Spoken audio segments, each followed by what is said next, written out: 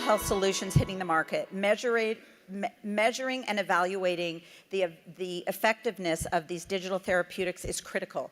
Digital therapeutics, while first looked at as just another app, have shown massive, massive potential to improve health conditions. So how are we clinically validating these digital medicines? Evidation Health is leading the charge, and we've invited their amazing CEO here to go behind the curtains on the important work that they're doing. Let's welcome Dr. Deborah Kilpatrick to our stage.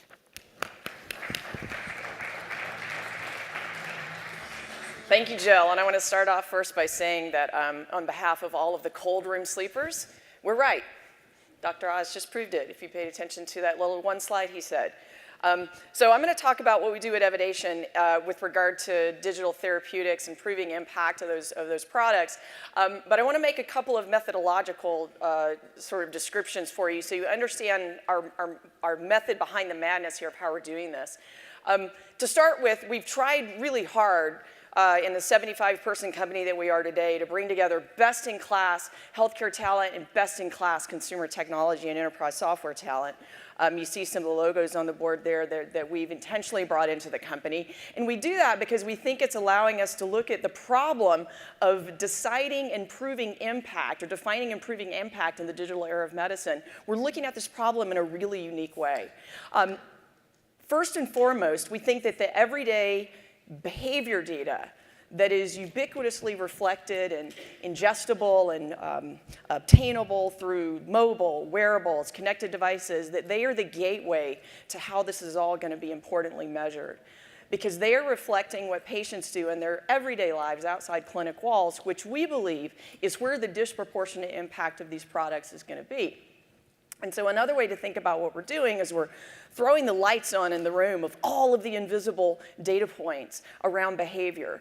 You know, in the top of the line here is the episodic, very visible to the clinic, very visible to the healthcare system, sets of data that we've used for 50 years of evidence-based medicine in the United States.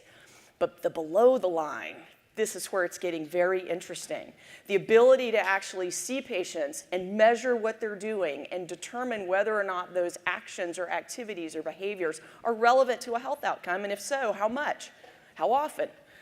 This is the digital era of medicine that we now find ourselves in, and it's because we can measure things to this level of degree or this level of resolution that I'm so excited about the world of digital therapeutics. When you throw the lights on in the room of that invisible data set, you begin to look at people in a very different way. Yes, you look at their medical data. Of course, that's not going anywhere. We are going to have, hopefully, continue to have more and more access to that over time, including our own genomics and our own genome. But behavior data, what we're doing, how we're doing it, how often we're doing it, sleep is obviously a big part of that. We just spend a lot of time talking about sleep. Heart rate, speech and voice, all of these things are reflecting our day-to-day activity and behavior in the real world. We also think about contextual data a lot, which is the sort of defining the situation in which behaviors are occurring, because that context can either be very relevant to determining whether or not that particular behavior is mattering in the way that we quantify an outcome. The scale and utility of this data, when we talk about behavior data, we think is the most explosive thing happening right now in the digital era. And when you look at the scale of it, you immediately realize the challenge, right? This is extremely complex sets of information. A lot of the folks in data science and analytics at Evidation started their careers in search engine. They started their careers in cybersecurity. They started their careers in other places where data science of very complex data sets had a role. And now they're in healthcare. But the opportunity, I think, is unprecedented. And it's not just unprecedented for digital therapeutics, which is the topic at hand in the next panel, but is really unprecedented for traditional therapeutics, pharma, biotech, medical devices. The ability to now quantify the impact and the value of the therapies that are being traditionally delivered over the last 20 years in a whole new way is very real. And as a person who started my career in the healthcare industry in class 3 implantables, I'm very, very excited about that. It's important to distinguish when you think about our methods between the raw behavior data that's coming in. So like the sleep data that everybody was talking about in the prior sessions, the activity data from a Fitbit, the geolocation data and how fast that may be changing from your phone signals, and what we can actually do with those behaviors aside from the data themselves, which is really generate behavioral markers that are surrogate measures or algorithm-derived measures of other things that we believe will be very relevant to measurement of health outcomes in the digital therapeutic era. One is intervention response and routine.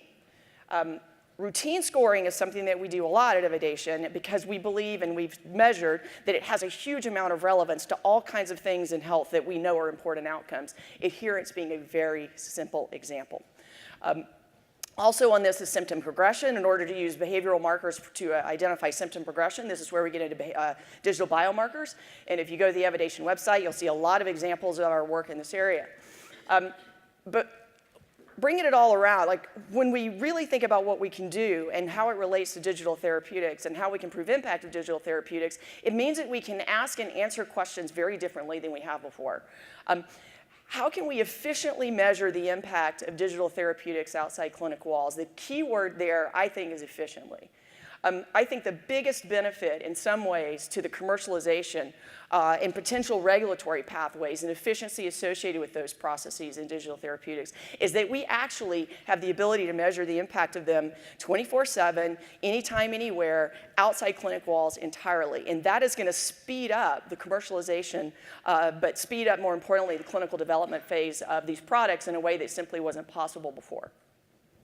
So in traditional healthcare, whenever I talk at healthcare conferences, there's always a table 1 about the trial.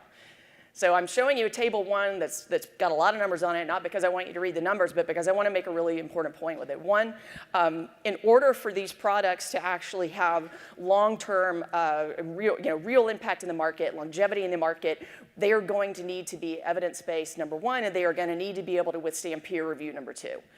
That's just the way the healthcare ecosystem works in terms of making decisions. The good news is the fundamentals of all of this work actually are beginning to be done at scale across therapeutic areas and are beginning to appear in the top-tier medical journals from the New England Journal on down.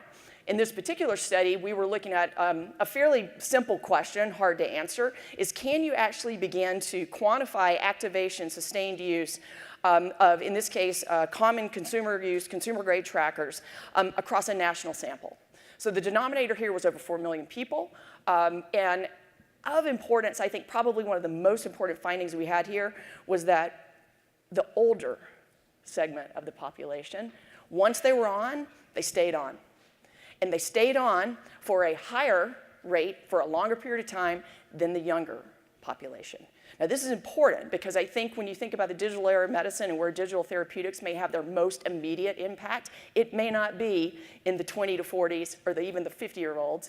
It may be in the older segment. And so we need to believe and recognize as an industry that these people use technology and that they can be used for healthcare outcome studies through that.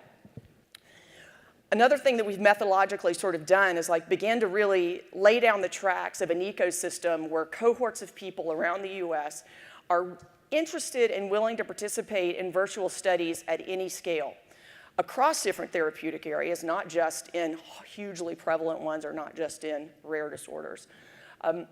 Here's an example of a cohort that's in our own connected population, which today numbers well over in the millions. And we were looking at a simple question, which was, can you look at consistency of sleep patterns in people who have self-reported anxiety? And does that are there signals in that self-reported sleep pattern that actually can predict and correlate to healthcare utilization in that same population? Simple question, hard to do. This is going to be a really important type of method, I think, in the digital era of medicine for digital therapeutics in particular, because their label indication may not even begin to scratch the surface of what they're really, really affecting. And so the ability to look at activities of daily living and use those as measures of, essentially pleiotropic benefit or serendipitous benefit, I think is going to be important for those products. A lot of the work, I think, in digital therapeutics that's most exciting right now is in cognitive decline in Alzheimer's. You're going to hear from one of those companies in the next panel, NeuroTrack. We've got a grant from DARPA with Boston University and MIT that's using data from the Framingham cohort taken over decades to derive digital biomarkers to identify and phenotype patients more accurately or more definitively than they can be phenotyped with just specific clinical factors and clinical diagnostic factors. This work I'm pointing out because this is going to be really important when we think about speed to market and producing evidence, or even the development cycle for digital therapeutics.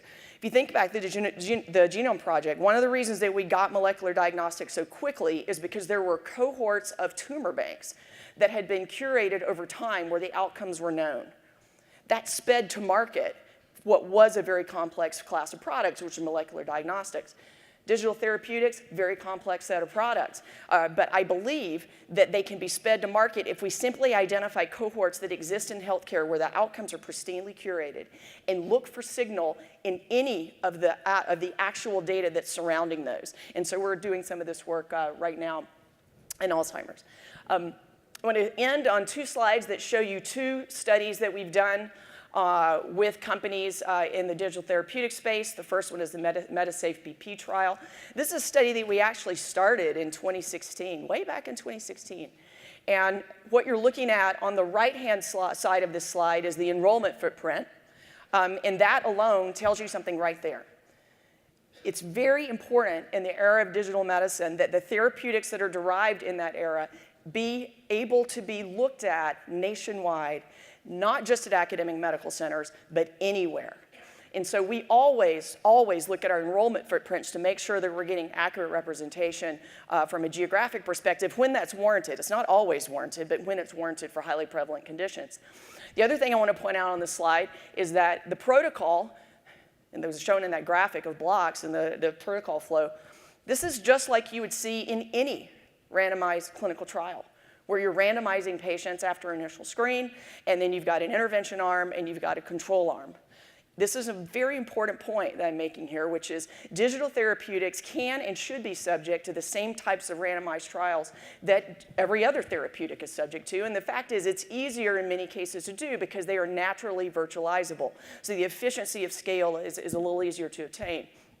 The results from this trial were out of follow-up, and they've been they're going to be published. Right now, they're in final review at JAMA Internal Medicine.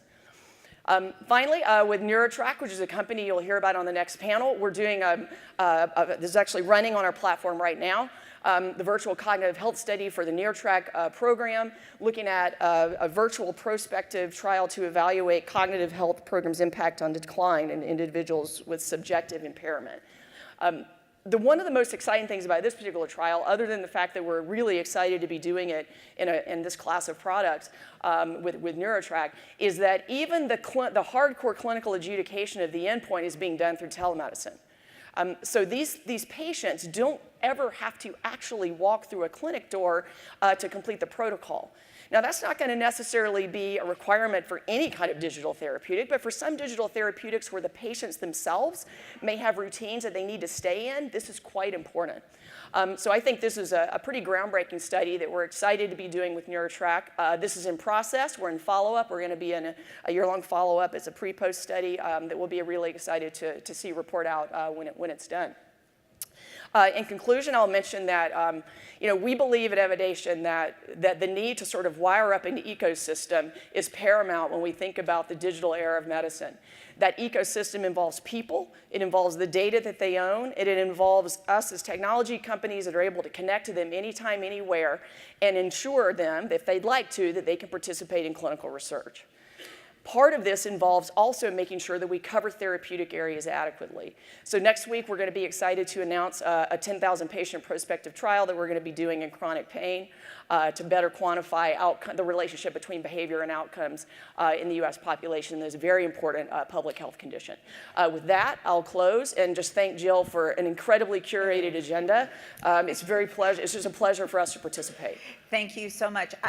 I don't know about you guys, but I feel like, I've been doing this for a little while now, but to me, this is one of the most promising areas. So as I sit here and think about, the other kinds of events that we do a summer summit, I really am thinking about focusing on digital therapeutics. I really find, who would have thought that digital medicine would be effective. I don't know. It's I'm sorry. it's a thing. It's still interesting. So I am blessed that you guys came. So Excellent. Thank you. Thanks, Jill. Thank you.